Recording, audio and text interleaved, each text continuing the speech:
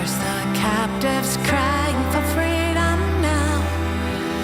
You are the one who hears the captives crying for freedom now.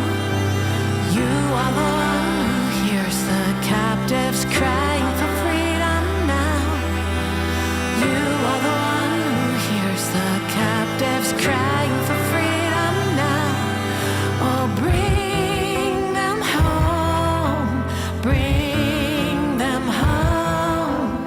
Every last man and woman and child, bring them home, bring them home, bring them home.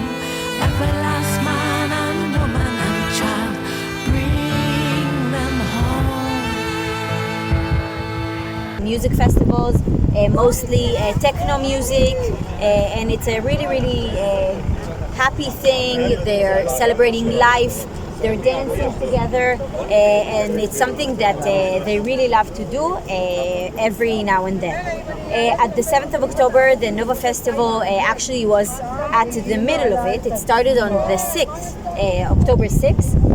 The festival was here, part of it was here, the other part was there. They had two bars, one of them was around there and the other was around there. And there was few places of dancing with different DJ, different music, so you can move around from an arena to arena. So this was the main stage. The main stage was behind me, and when the attack of 7th of October started, it was 6:30 in the morning, as you've heard, and when the festival was in the middle of the festival, it started. When the people that were partying were around here, they started hearing and seeing the rockets. As you see, we're in an open space, so there wasn't. They didn't hear the sirens and the Tzeva Adom. They hear it only from the kibbutz next to it, next to this place. I will explain in a second. They only heard it from the kibbutz that near us. The kibbutz that near it is kibbutz Re'im, and they've heard the sirens and Tzeva Adom. Tzeva Adom in Hebrew means red color. And here in that area, there's not sirens like up and down. There's speakers that say Tzeva Adom, Tzeva Adom, and that's how the resident of that area knows to go to the bomb shelters. So the people from the party didn't hear the Tzeva Adom or the sirens. They saw the bombs crossing over their heads, and they realized that something big is happening. When it started, it was all over Israel. Again, don't be scared. We will hear bombs during the day. It's from our side.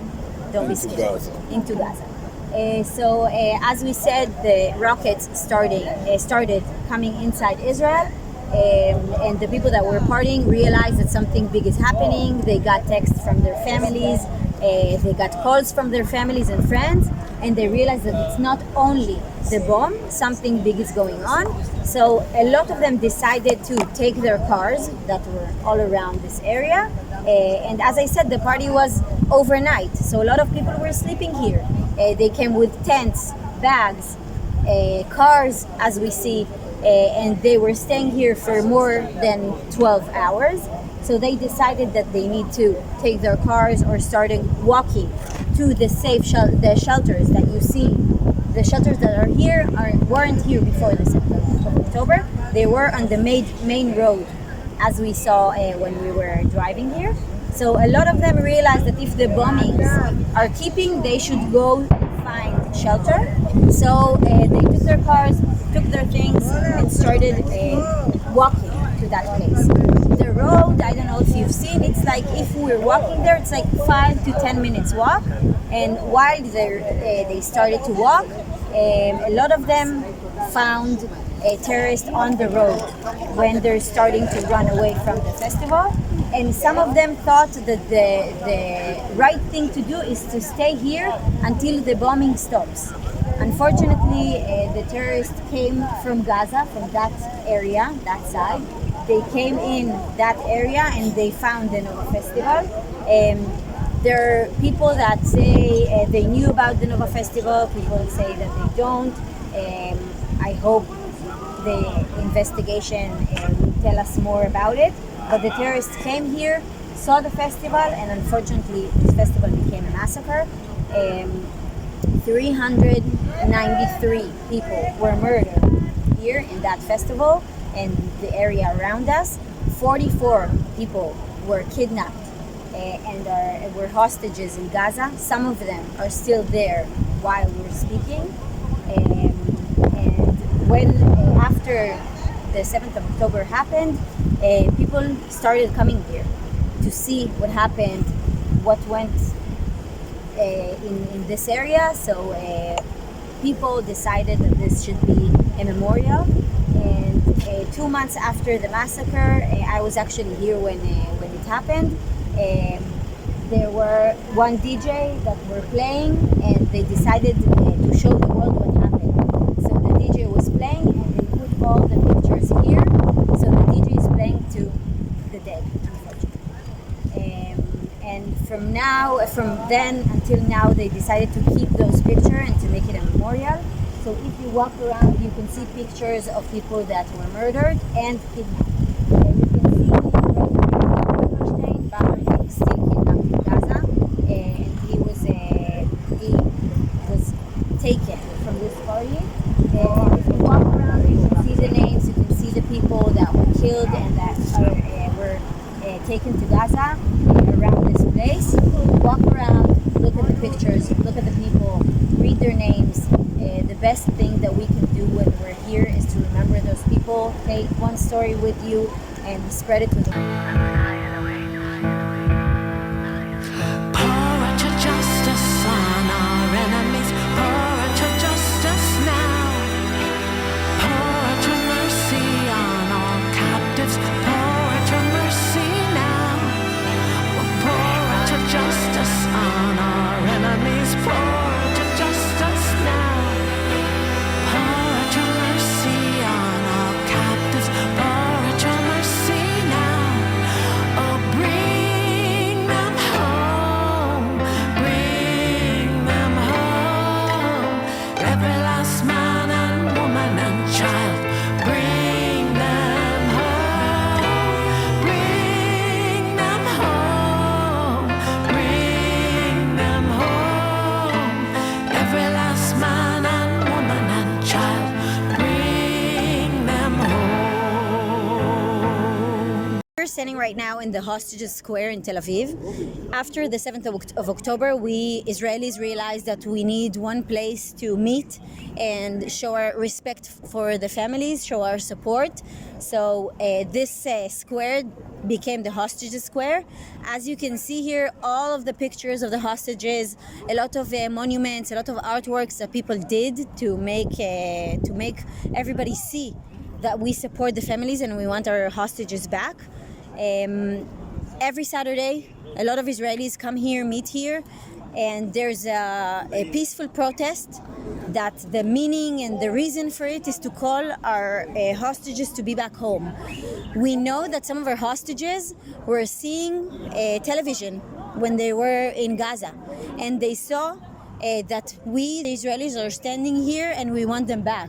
And it was really meaningful for them, and it made them feel that people care about them in Israel, and it shows that it's made them more hopeful. So that's why we keep doing it every Saturday, because we hope that some of our hostages can see it, get stronger from that, and that they will be coming home, because we are showing our government that we want our hostages back. And you will continue until they are released. I will be here myself every Saturday that I can. I'm trying to be here. And yes, we as a country will continue doing it every Saturday until each and every one of them, until the last one will be home. Bring them home. Bring them home. Every last man and woman and child. Bring them home. Bring them home. Bring them home. Every last man and woman and child. Bring them home. Some of our hostages who were released from Hamas captivity came back and told us the sizes of the tunnels that they were held in Gaza. And after they came back to Israel and they were released from the captivity, we decided to build a monument here of a tunnel, so people that come from abroad or even from Israel can go inside and feel how the tunnels feels like.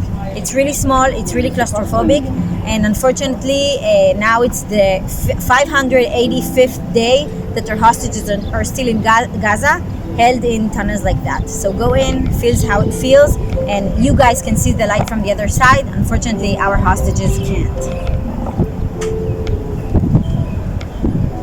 What the name of this?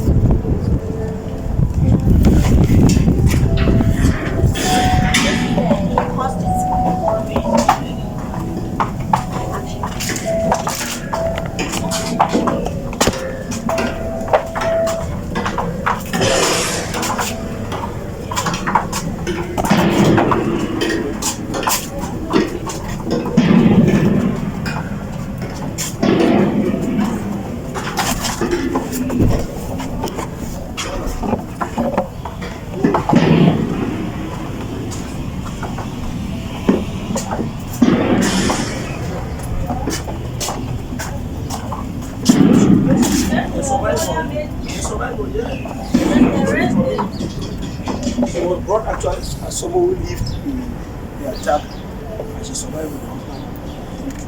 Oh. So that's from our community. Okay. Terrible. And I don't know if you've seen, there's like mattresses inside. Yeah, and pee. And this is what we found when we found our 6 hostages. I will show you in a second. That were brutally murdered in the tunnel. We arrived to the tunnel. IDF arrived to the tunnel 2 days after they've been murdered. So they found them like as they look like themselves. Unfortunately, they were shot in their head, all of them. And we found in the tunnels urine bottles, like bit of food, hygiene for the women. That it's not really hygiene, but they had like white T-shirts that they used.